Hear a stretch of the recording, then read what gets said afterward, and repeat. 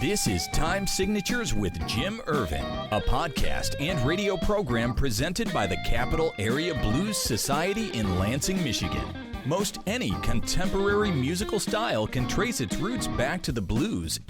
Time Signatures explores the blues and its musical connections with captivating interviews, lively discussions, and news from the world of the blues. You know I'm crying, baby, driving up and down these Michigan roads, yeah. And now, here he is, your host, Jim Ervin. Baby, I'm home. And baby, I am home. I'm actually recording from my home in Mason, Michigan.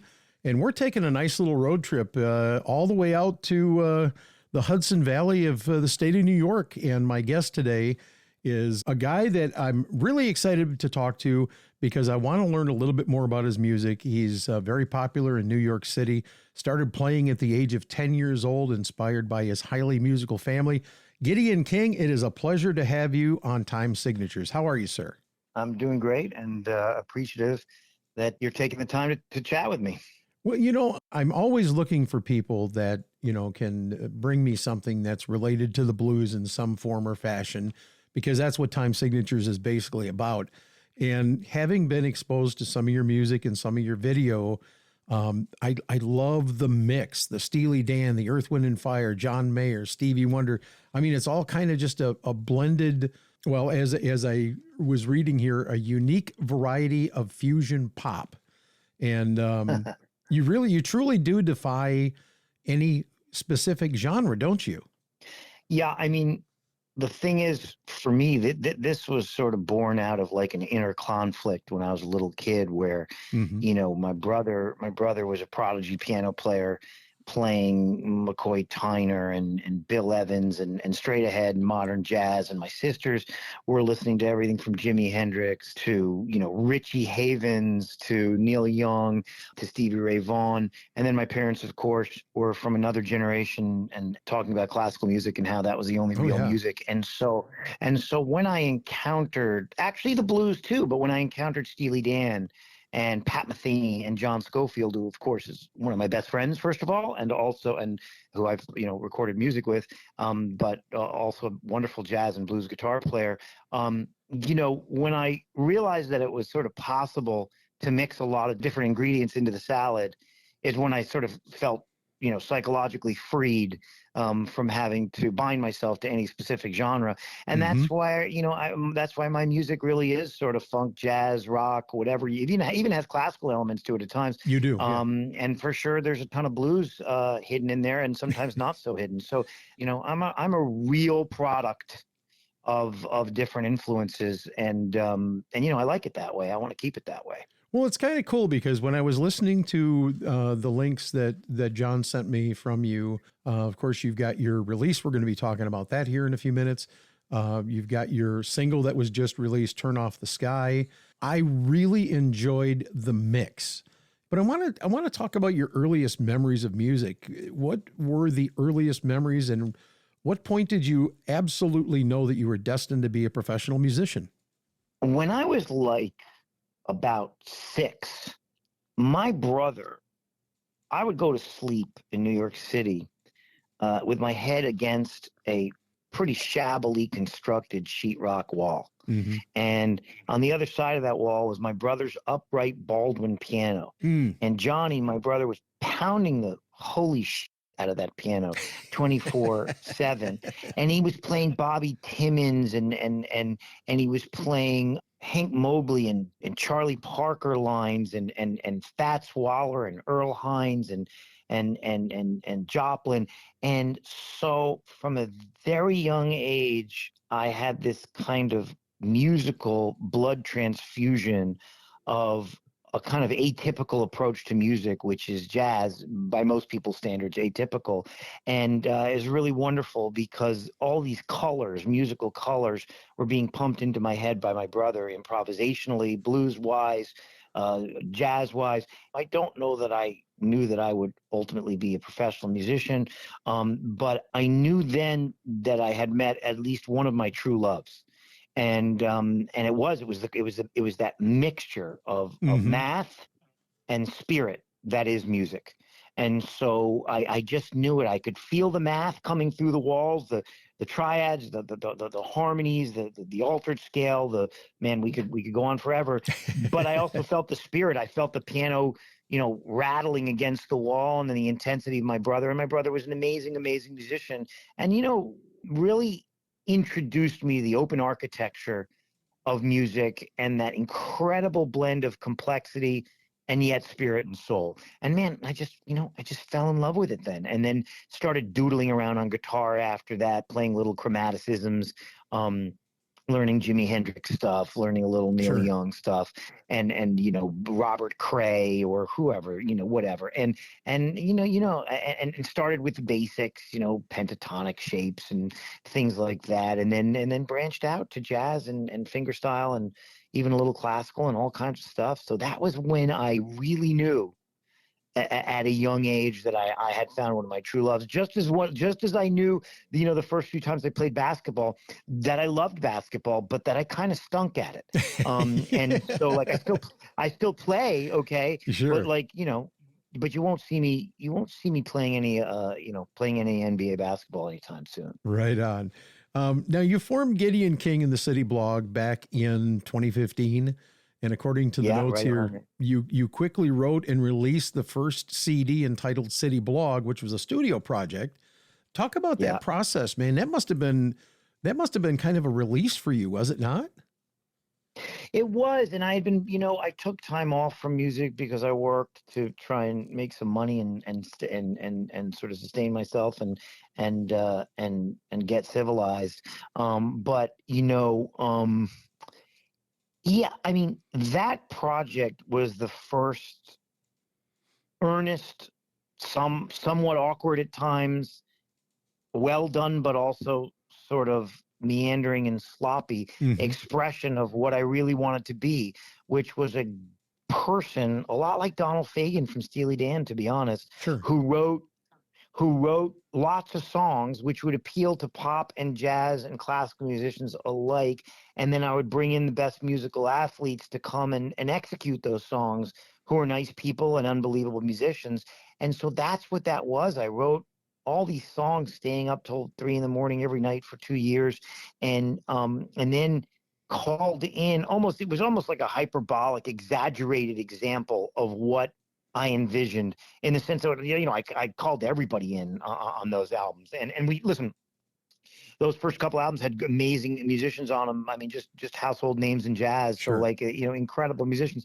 And that helped the product and hurt the product in some ways.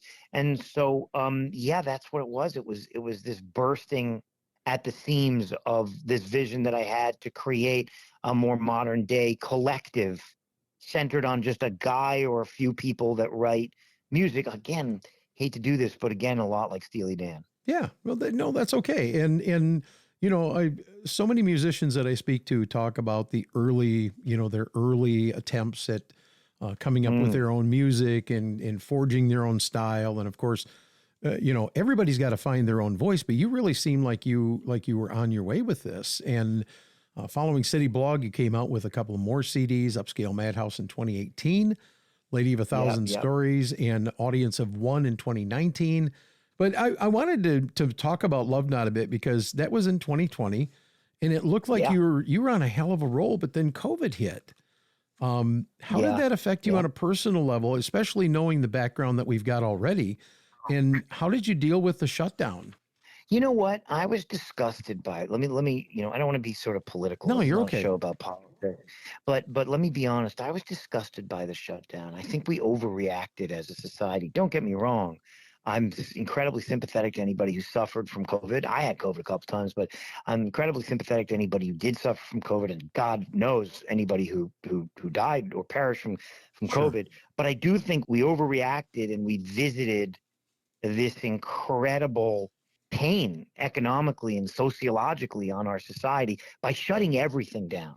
And it increased so many negative things, homelessness and joblessness. And I don't know that America has recovered. So I had kind of a counter COVID reaction where I said, well, great, if everything's shutting down, then I'm going to make as much music with as many musicians as possible. So yes, I released Love Not, which parenthetically kind of just reflects my true love of duets. Okay. I love duets. Like I'm a sucker for, like, probably all your listeners are going to shut the show off right now, but I'm like a sucker for, like, Andy Gibb and Barbara Streisand duets, Guilty, and Sheryl Crow and Kid Rock and Fred Astaire duets. So that song Love Not reflected my love and respect for duets, and just the kind of earnest, elemental connection that duets represent in music, two people sort of talking to each other through music and singing lyrics together. I love the energy of duets. So I wrote that. But yeah, getting back to COVID, I thought COVID was an incredible opportunity, given that there were no gigs and everything was shut down, to get musicians up to my studio and sit in that studio together and create as much music as humanly possible. So we pumped out a tune a month almost, which doesn't sound like a lot, but I'm talking soup to nuts, writing, Sure. producing, finishing, mixing, and we made, and sometimes more than that. And so we still have a backlog of, I don't know, 10, 15 tunes that are waiting to come out from that period that will just continue to come out. And I thought it was an incredible opportunity. And I was also just sort of like, man, let's do something productive and create something instead of just sitting in our sweatpants watching, Sean Hannity tell Rachel Maddow she's a jerk, and watching Rachel Maddow tell Sean Hannity he's a jerk, and everybody fighting over COVID. Let's just ignore this non-scientific garbage chatter and just get in and try and do something intelligent and creative. And you know what? It was fun and it was exciting and it was great for our band. It really solidified our band members and made GKCB go from Gideon King and City Blog go from a really widespread collective of musicians to a more focused group of people that really form our band. So listen, COVID was horrible, and I wouldn't want the United States to go through that again. No. But in trying to get lemonade out of lemons, that's what we did. You're killing my questions here because you're just walking right through and you're hitting all the high points. And that's sorry, man. No. There's nothing wrong with that at all. I've, like I said, I've done my homework, but as a person who is, I'm very much an extrovert, love meeting people, love talking to people. I've been home working for 3.5 years now. I'm still very extroverted, but I'm a little less so than I was.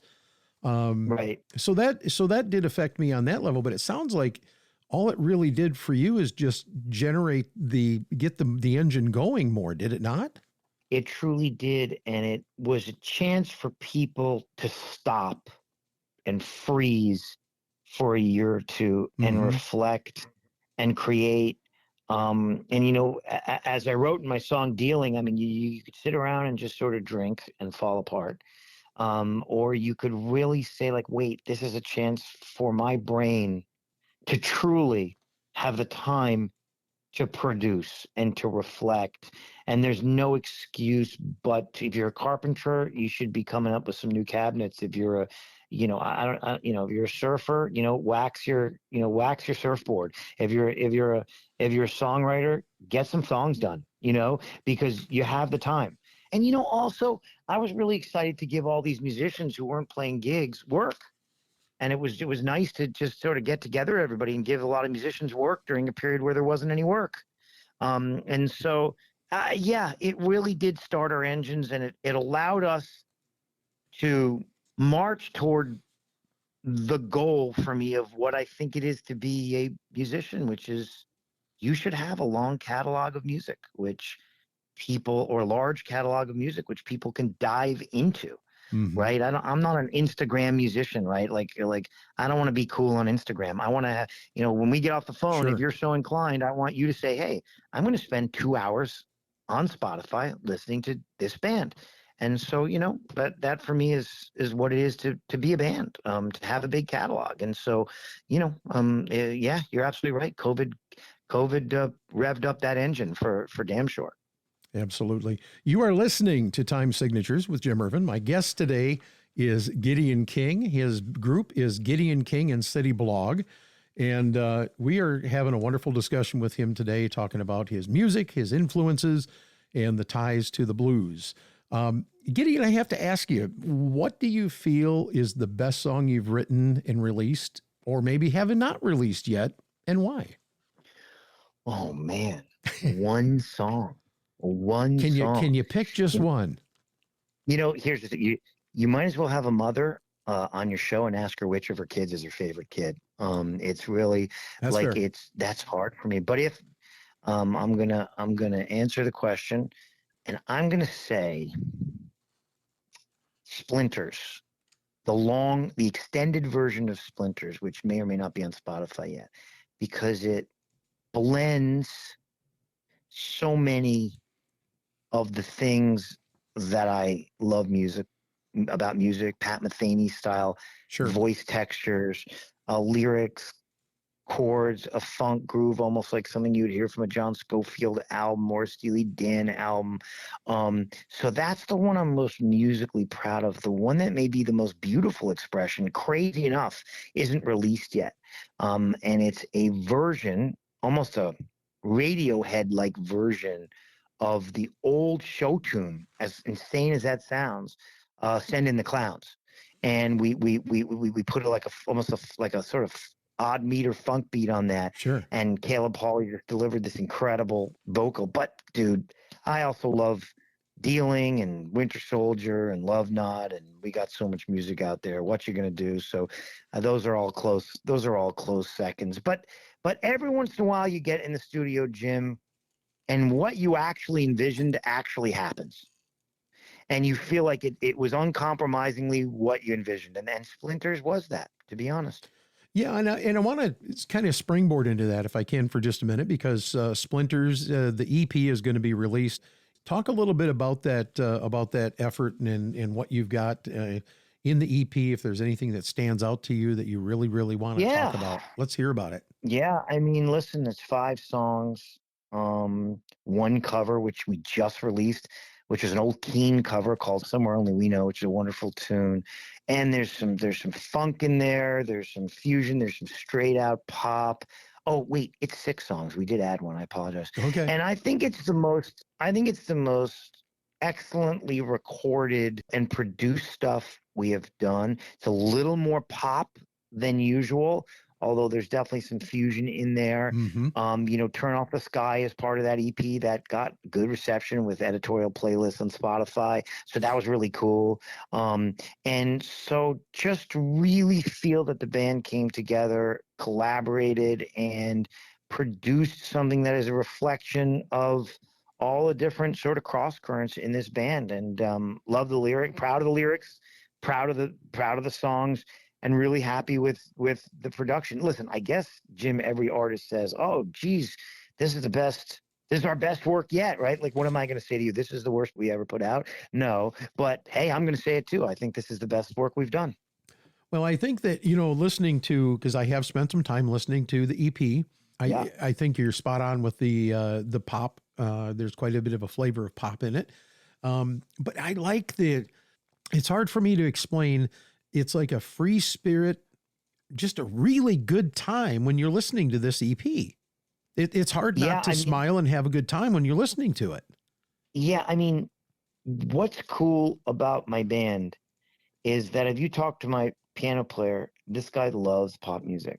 He can play the heck out of the blues. He is a good jazz musician, and he's also a wonderful classical musician. So all I need to do is sort of like take the match to the fire pit and just throw it in. And between all these musicians, like my drummer, Jake, and Christian, we have 2 drummers, really. We play with percussion and drums. These are all they're such skilled musicians that once you get the spark going, the varied musical influences in the band leach to the surface. And I will, not that I'm being critical of other people, but sometimes you meet people, right? And you say, well, what are your influences? And they say, oh, I'm really influenced by this, that, the other thing, A, B, C, D, E, F. But, when you really get to know them, they don't really know that much about different types of music.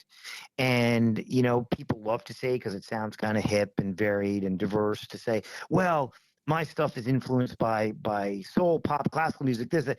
But here's the thing. In this band, it really is. It That's really is. It's the real thing. My bass player is a great straight ahead jazz bass player. He's also a ridiculous funk bass player. Loves the blues. I love the blues. I was up till 3:15 a.m. last night playing blues in 12 keys. Like just so I guess what I would say is this EP, it is a good time if you consider a good time drawing from these different musical worlds. Because man, I love Stevie Ray right on. and you know and Wayne Krantz as much as I love Bach as much as I love Neil Young, as much as I love Dave Mason's album, as much as I love Kingfish, like meaning I really love all this stuff and I listen to it all. So I love Adele, man. I love Adele. Right. So like, maybe it's not cool to say, you love Miley Cyrus if if you're supposed to be a serious musician, but you know what? Her song Jaded's a great freaking song. Uh-huh. So like, I love all this stuff and it all draws from these elemental things that have been around since, I don't know, 1100 BC. So, and I think truly that unlike many, we are differentiated in that we really are drawing from a ridiculously diverse pool of musical languages, if you want to say it that way. Absolutely. And I have to tell you, I'm having a blast sitting here because you and I can tell musically are kindred spirits because I'm sure we are. I'm sitting here smiling as you're talking about this big blend of music that you enjoy and listen to. And a lot of my friends are like, no, I like the classic rock, man. Screw the blues and this and that. No, I get into a point or get into a mood or get into whatever you want to call it, where I gotta have my blues or I gotta have my classic rock or I gotta have my country or like you said, even classical. There's nothing wrong with that. I mean, and then the thing is, your show is somewhat centered around the blues, and we are. If you have time, I mean, I can express what I think is so wonderful about the blues to you if you're interested. By all means, sure. I mean, the thing is, if you sit down, even if you just turn on a cheesy backing track on, you just Google, blues and B flat backing track, so you have something to play over while you're, with your guitar. Here's the thing about blues. First of all, when people say blues, they think of B.B. King, they think of Stevie Ray, but it's so much deeper than that. And there's jazz blues, which it just can be conceptualized as a series of 2-5-1s. But even if you just take the core one chord of a blues, say you're an A and you're playing over, A dominant, like there are 50 billion ways that you can play over that A dominant. Man, you can play altered. You can do diminished stuff. You can play all the triads inside the Mixolydian scale. You can play all the triads inside the diminished scale, which is associated with A dominant. You can come up with patterns. And so, like, when I think of the blues, I think, of course, of, little B.B. King vibe. I also think of this exploding mathematical world just over the one chord. And then substituting, imagining all the chords and all the crazy stuff that can happen while going to the fourth chord, modulating to three keys, cycling through three keys as you get to the four chord D dominant. And so when I think of the blues, I don't just think of, Chuck Berry or B.B. King or the big obvious names. What I think of is this ever expanding harmonic explosion, frankly, of ideas that, to be honest with you, Stevie Ray or Jimmy or whoever didn't even exploit. And that's why I would always encourage your listeners or anybody to sit one day in a room and close your door and listen to John Scofield play, because in many ways he's one of the bluesiest son of a guns who's ever played guitar, and I think he's the greatest blues guitarist who's ever lived. Okay. Wow. And that's because he not only is soulful, and he not only can play the out of simple soulful blues when he's on the stage with Government Mule or John Mayer or whoever, or whoever he's touring with, Phil Lesh, but he also can blow through the chord changes like a bebop player and mix the two and exploit the blues for what it really is, which is an unbelievably rich harmonic bedrock for doing all kinds of stuff. When people say to me, I love the blues, I'm like, oh, cool, who do you love? And I just wait for them to rattle off the 5 big names. You know what I mean? and I think to myself, what, man, if you could just like listen to a little Cannonball Adderley, or just listen to Herbie Hancock play the blues in 1983, or Michael Brecker. And then I think like this blues structure is one of the most rich. I don't even know what to call it. It's an endless vehicle for exploration. Even if it's just a 4-bar blues. I mean, one day we'll do another podcast, and I'll just, I'll play, and we'll just talk about all the crazy things that can happen harmonically. And man, for me, that's what the blues is. It's this wide open place to roam. I'll tell you what, we're going to take a break right here. My guest is Gideon King of Gideon King and City Blog. And if you have enjoyed the conversation half as much as I have, I've got good news for you. We're going to continue the discussion in our next episode. For now, thank you for listening. And until next time, let's keep on keeping the blues alive. This has been Time Signatures with Jim Ervin, presented by the Capital Area Blues Society in Lansing, Michigan. For more information on cabs, visit capitalareablues.org. You can find this episode and past episodes at lccconnect.org. The Time Signatures theme song, Michigan Roads, is used by permission and was written by Root Doctor, featuring Freddie Cunningham. You know I'm trying, baby, driving up and down these Michigan roads, yeah. Until next time, keep on keeping the blues alive.